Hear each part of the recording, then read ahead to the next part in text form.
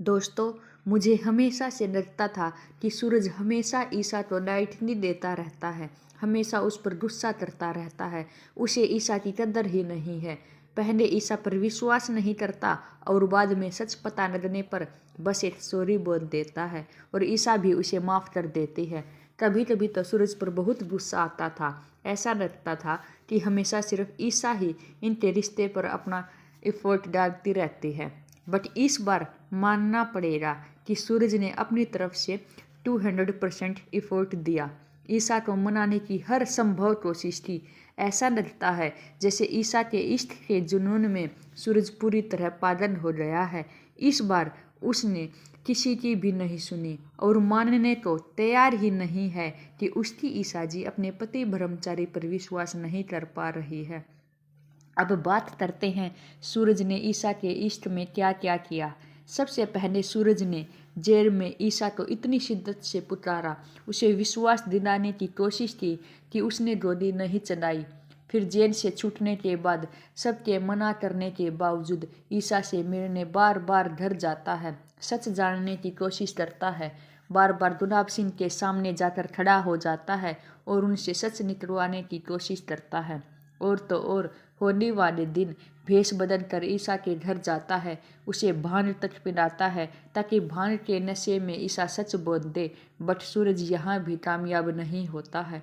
इतना सब करने के बावजूद भी जब ईसा जी नहीं मानती तो सूरज अखाड़े में अनिल के साथ फाइट करता है और जानबूझकर उनसे इतनी बेरहमी के साथ मार खाता है क्योंकि सूरज को विश्वास होता है कि उनकी ईसा जी उन्हें ऐसी तकलीफ में नहीं देख सकती।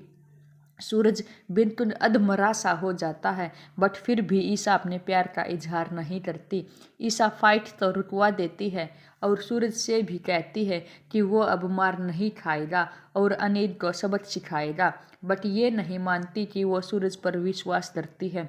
इतना सब करने के बावजूद जब ईसा नहीं मानती तो सूरज गुस्से में ईसा के पास डिवोर्स पेपर तक भेज देता है कि शायद उससे अलग होने के डर से ईसा अपने प्यार का इजहार कर दे।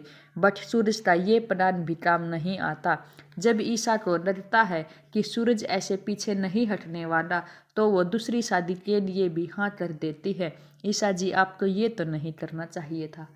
जब सूरज को पता चलता है कि ईसा दूसरी शादी करने जा रही है और उसका रोका हो चुका है तो वो दुपट्टा लेकर ईसा के घर आता है और गुस्से में रोके का सारा सामान फेंक देता है और ईसा के सिर से दुपट्टा भी फेंक देता है और उसे अपने नाम का दुपट्टा पहना देता है।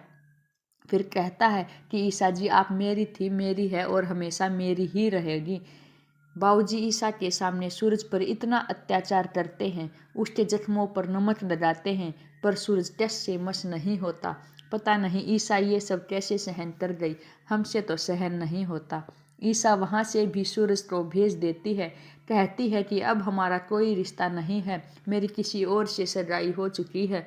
फिर भी सूरज आखिरी वक्त तक ईसा के साथ रहता है और कहता है कि ठीक है ईसा जी, अगर आप किसी और से शादी करना चाहती है तो करो, मैं भी तो देखूं कि मेरी ईसा जी कैसे अपने पति ब्रह्मचारी को भूल कर किसी और से शादी करती है। पर शादी वाले दिन ईसा पापा जी को भला बुरा सुनाती है क्योंकि पापा जी ईसा के सामने ईसा को मनाने की कोशिश करते हैं कि वो शादी ना करे, पर ईसा नहीं मानती, जिससे पापा जी की आंखों में आंसू आ जाते हैं। पापा जी की जब सूरज देखता है कि ईसा जी की वजह से पापा की आंखों में आंसू हैं तो सूरज के सब्र का बांध टूट जाता है और वह ईसा से कह देता है कि बस ईसा जी, बहुत हुआ, बहुत भाग लिया ये रांझा अपनी हीर के पीछे, अब आप करिए जो आप करना चाहती है, और वहाँ से चला जाता है। तो दोस्तों, इस पर हम सूरज को ब्लेम नहीं कर सकते कि सूरज ने कोशिश नहीं की। इस बार सूरज ने अपनी तरफ से पूरी कोशिश की ईसा को मनाने की। पर क्या हमारे इस राज की लव स्टोरी का यही एंड है या कुछ बहुत ही इंटरेस्टिंग होने वाला है? जानने के लिए जुड़े रहिए हमारे चैनल से।